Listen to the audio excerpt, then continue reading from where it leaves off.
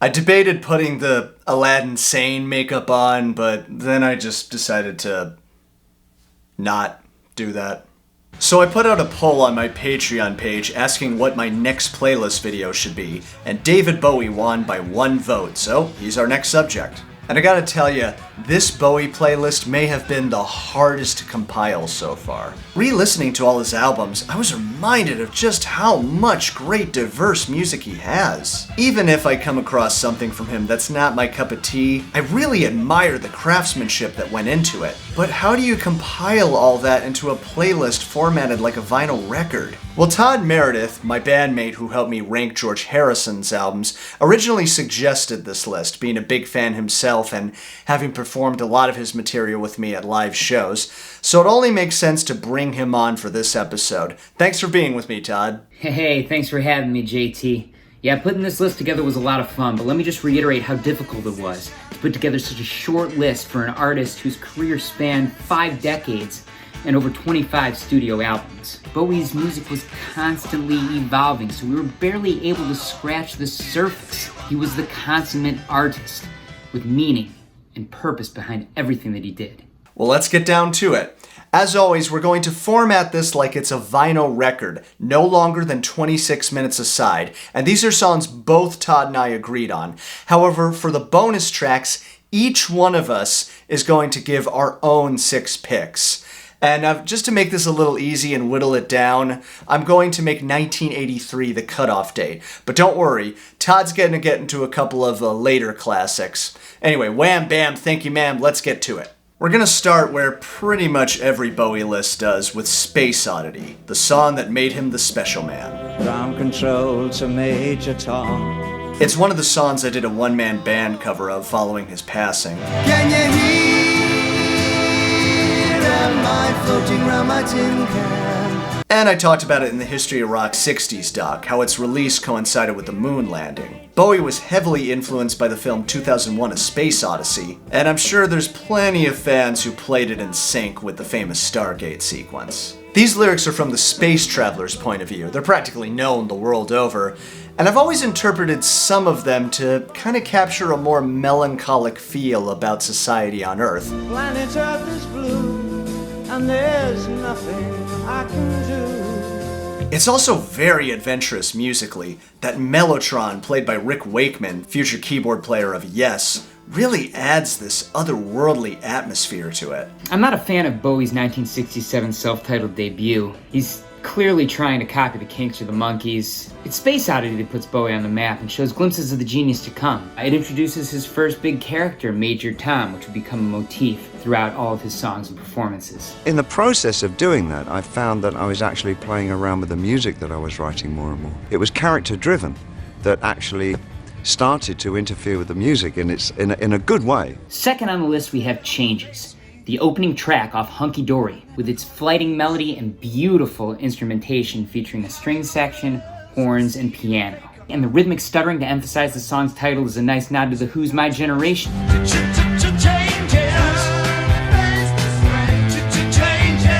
If Bowie had an anthem, this is it. Look out, all you rock and rollers. Even this early in his career, Bowie was pondering his own mortality, and his encouragement to turn and face the strange is a perfect encapsulation of his career to come. It's also the last song that Bowie ever performed live, so you can tell that the man himself considered it one of his best works. It's also on Hunky Dory where we get one of Bowie's most impressive ballads, Life on Mars. Once again, Rick Wakeman's piano really provides the emotional backdrop, and Mick Ronson came up with the brilliant string arrangement in addition to his gorgeous guitar solo. While Bowie was influenced by Frank Sinatra's My Way, the lyrics could be interpreted 1,000 different ways. It starts off simple enough about a young girl leaving home, recounting her experiences at the movie theater, but what does asking if there's life on Mars have to do with it? Or is she a Martian? It's wonderfully surrealistic imagery. Much like Space Oddity, I think Bowie is commenting on society. Sailors fighting as caveman, the lawman beating up the wrong guy, boy does that hit home. Not to mention the line, the workers have struck for fame now that Lennon's on sale again. I'm assuming he's talking about V.I. Lenin, Or is he talking about John Lennon? I am the walrus. Shut the fuck. But now we're about to hit the big one, Ziggy Stardust. Yes! This is one of my top 5 favorite albums of all time. One I would bring onto a desert island and would never get tired of listening to. But I guess we do have to include some variety, so we picked 3 tunes from this album. So to peel the curtain back a little, Todd sent me his list, and rather than include Starman, he included Moon Age Daydream. It's hard to pick just a few songs from this album, but I was thinking, are we really not going to include Starman, the song that practically made Bowie? Still, listening to it again, I think Todd was right to make that call. Todd, I'll let you take it from here. One of the reasons that Ziggy is one of my favorite albums of all time is the pacing. I love how it starts nice and slow and groovy. Now, track 3, Moon Age Daydream, is the first foray into pure hard glam rock and is the first tune sung from the perspective of the title character. After hearing that bombastic, distorted D chord, I find it physically impossible not to sing along with Bowie's opening line. I'm an alligator, I'm a mama papa coming for you. I'm a space invader. The rest of the lyrics are wonderfully weird and cocky as well. I particularly love when he tells the audience to keep your mouth shut. You're squawking like a big monkey bird. At this point, the audience knows that Ziggy Stardust is a force to be reckoned with. Bowie also shows his talents as a multi-instrumentalist, playing a little guitar, some saxophone, and the penny whistle on the track. And that brings us to the title track, Ziggy Stardust, where we learn of Ziggy's ultimate demise on stage in front of his fans. Mark Ronson's simple but incredibly effective electric guitar riff, mixed with Bowie doubling on 12-string, really drives the song, and I find it to be one of my favorite Bowie vocal performances of all time. This song truly is the Naz. Whatever that means. And just like on the album, we're going to follow Ziggy with really my favorite David Bowie song, Suffragette City. Bowie originally offered this song to Mott the Hoople to record, but they elected to record All the Undos instead.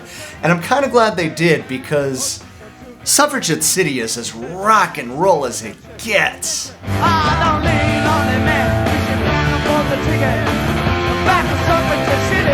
You can hear that Little Richard influence in the piano, played by Mick Ronson. And really, let's give it up for that awesome guitar solo he plays.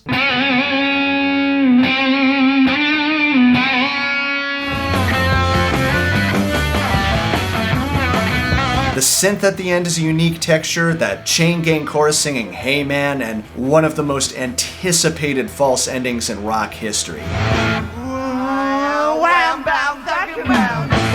I've never quite figured out how exactly this is supposed to tie into the Ziggy Stardust story, outside of the themes of promiscuity and bisexuality. Is Suffragette City a nod to the women's rights movement? But honestly, when you're rocking out to this gem, you almost don't care. And it's the perfect way to end side 1 of this compilation. So Todd's gonna get us into side 2.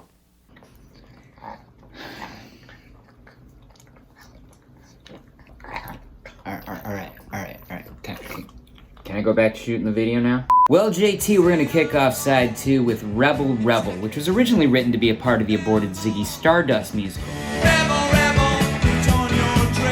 And it was Bowie's last glam rock single. You know, as a kid, I always thought that this was a Rolling Stones song. I mean, the riff is very Keith Richards, and he does steal a lot of Mick Jagger's vocal inflections. Though this track isn't really one of my personal favorites, it does show that Bowie was a true chameleon. I also have to give a shout out to Bowie's sweet pirate costume and bright red strat that was featured in the first televised live performance of this song. I think the gender-fluid nature of this song is pretty ahead of its time, and it certainly wasn't the first time Bowie sung about his sexuality. Not sure if you're a boy or a girl. It's a shame that Bowie let go of Ronson, Boulder, and Woody as his backing band for the Diamond Dogs album. It's one of the reasons I don't get into that record as much. I don't think Bowie is that great of a lead guitar player.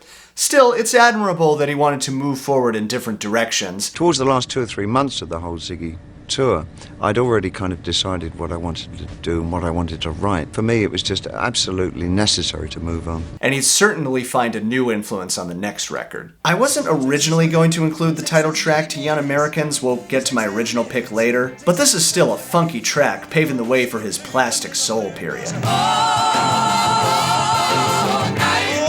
Once a young American. He has a new guitarist, Carlos Alomar. The backup vocals are arranged by Luther Vandross. David Sanborn is playing sax. And Bowie's signature voice sings about the hopeless idealism of the American dream being crushed as we come into adulthood. It's always interesting to hear Bowie sing about America, often bringing up the dichotomy between expectation versus reality. Panic in Detroit kind of comes to mind with that post-apocalyptic setting. But Young Americans feels more rooted in real-life events. In fact, the song was recorded only a few days after Nixon resigned, making the line, "Do you remember your President Nixon?" very relevant. I also love how he quotes A Day in the Life, especially knowing that John Lennon was involved in other tracks on this album. I heard the news today, oh boy. I got it sweet, you got the beat. Heroes, though panned during its initial release, has since become recognized as one of Bowie's most innovative tunes, and the crowning achievement of his Berlin trilogy with Brian Eno. We could be heroes just for one day. At its heart, it's an uncomplicated three-chord progression with simple yet inspiring lyrics. Now, the innovation comes in producer Tony Visconti's clever mixing of Brian Eno's ethereal synth sounds with Robert Fripp's guitar distortion. Kind of gives this effect of a modern-day EBO before the tool was even invented. Visconti's choice not to include kick drum on the track also gives it a very unique sound. Now, JT and I both kind of prefer the live versions of this song. They're a little more rockin' and, well, Bowie's voice just becomes a little bit more impassioned when he sings it live. But we thought it best to include the recording version just to give recognition to the Berlin trilogy and to recognize the role the song played in inspiring the fall of the Berlin Wall. You know, I kind of debated including the single version of Heroes, mostly to include another track, like maybe Sound and Vision from the Low album. But listening to it, I felt like the radio edit sort of took some of that grand, epic scale of the song out. Ashes to Ashes, Bowie's second #1 UK single, was another example of Bowie being way ahead of his time. Chuck Hammer's synth arrangements bridged the gap between late 70s prog rock and cheesy 80s new wave. But the funky slap bass line and interesting rhythm guitar chord progression pushed the tune into the realm of artistic brilliance. The song has a little bit of everything. A callback to previous Bowie songs and characters, a reflection on life and regret, and an incredibly innovative and iconic music video to pair with the tune. Just so happened to be the most expensive to make in history at the time. And we'll finish off this playlist with Let's Dance. It's long been a favorite of mine thanks to Stevie Ray Vaughan's guitar solo, which just cooks. It's sad to note that a bit of bad blood evolved between the two with the logistics of getting SRV on Bowie's tour. He asked me to do the tour with Double Trouble opening up. Double Trouble was really never ever included on the shows. It was just a lot of bullshit, you know. Not to mention Stevie being miffed at Bowie for miming his solo in the MTV video with gloves on, no less. Still, the song is a lot of fun. It may be a bit poppier and commercial than his other material, but Bowie still manages to fit in some memorable imagery.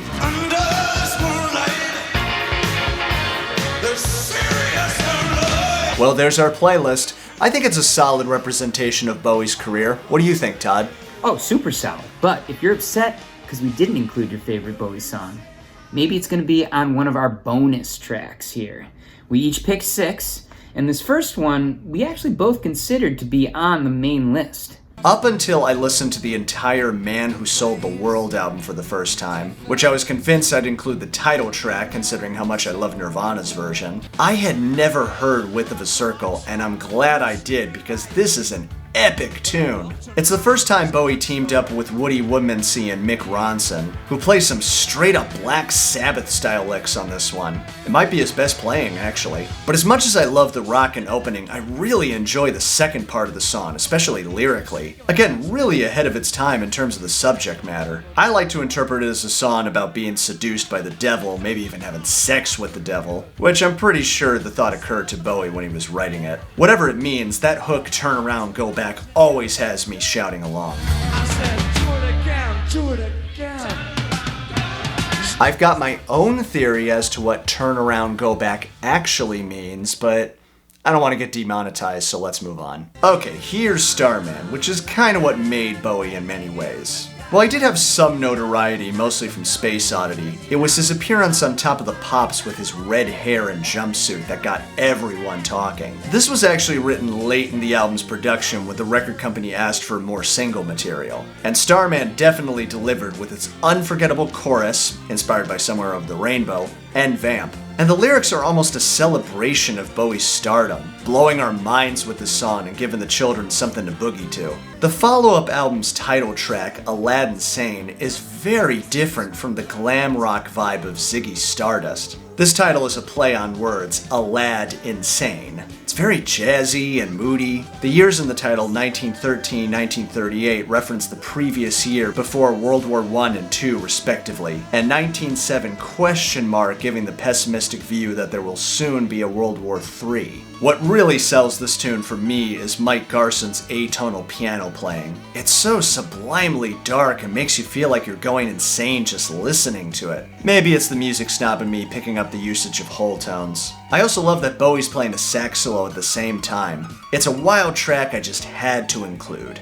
When was the Young Americans track I originally wanted to feature? It's just a gorgeous R&B ballad. As I said in the Earth, Wind & Fire video, we jokingly refer to it as baby-making music. You don't need to speculate much with this seductive vocal. There's also a lot of neat production textures here. The delay effect on Sanborn's sax, the backup vocals, just a great slow jam. To be honest, I wasn't planning on including Fame. I would have preferred to include TVC15 or DJ, but I felt like fans would be disappointed if I didn't. It's still a funky track, and the fact that John Lennon co-wrote this tune and is playing with Bowie on it is a historic moment in and of itself. The message is pretty obvious in Bowie's pessimistic view of stardom, which would really be explored on his next album. So let's get right into that with the title track to Station.